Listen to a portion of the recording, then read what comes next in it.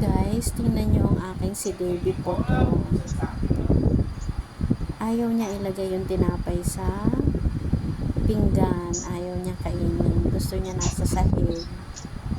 Ang kinakain po niya ay yung kamukha ng browas na biscuits. Yan ang merienda po nila. Yung tatlong bulinggit, kumain na po yun.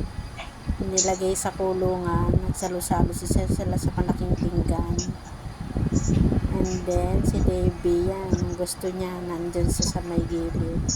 Si Donnie, ayaw niya po ng ganong tinapay. Nakakatuwa. Basta alas 4, yan, oras ng merienda nila.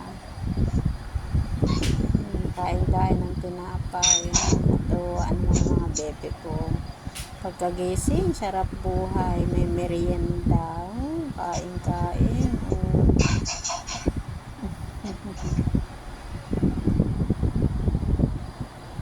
Nakakatuwang panoorin. Mga bebe.